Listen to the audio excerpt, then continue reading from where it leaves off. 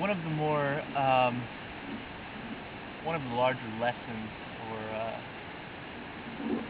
things that I'll take away from the trail that I'd like to carry on with me and keep close at heart and keep in a regular practice is the idea of taking the time to stop and appreciate the individual moments, significant things, or sometimes seemingly insignificant things that occur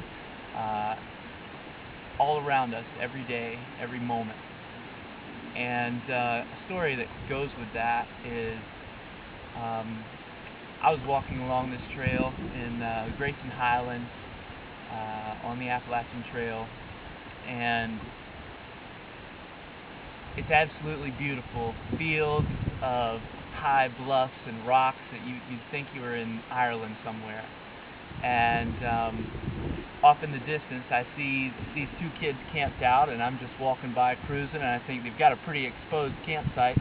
These aren't thru-hikers, they must be day hikers. And I'm walking through, and this guy sees me and waves and kind of says something, so I go over and talk with them and end up sitting down, and they're cooking a stew for dinner. And it's still kind of early in the day, I've got many more miles to go, but why not sit and stop and have a chat with these two fellas. And so for about a half hour we hung out and kind of talked about ourselves a little bit and wished each other the best, and I left and hiked on. And then about 3, maybe 4 months later, I'm in the White Mountains of New Hampshire, and I come up to one of the huts, maybe Madison Hut, and we're high altitude, absolutely beautiful. And I come walking up, and I see this kid out there chopping on a cut down tree, and he's building a bench, and he's obviously staff working there at the hut.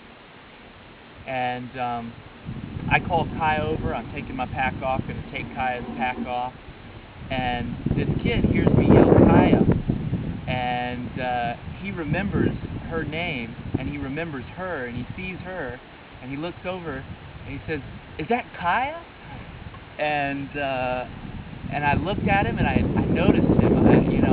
I remembered him from that day, and came over, and it's like it was such a good feeling to see someone that you've met and you know, and a reunion of a long time.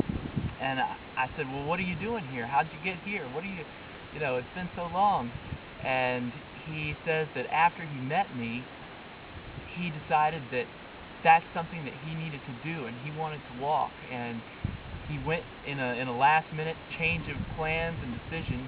He went to Maine, started at Mount Katahdin and hiked south, went all the way to Massachusetts, and then decided that he wanted to get a job working for the huts of the White Mountains in New Hampshire.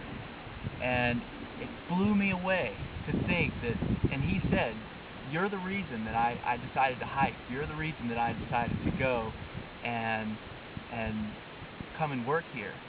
And it just blew me away that seemingly insignificant little moment there had potentially changed someone's life forever. And when things like that occur, it makes you want to stop, take a break, spend the time to appreciate the things that are all around you, because you're going to have to move on from this point. The tide's going to go out, you're going to paddle on, you're going to hike on, and that moment will be gone forever after that.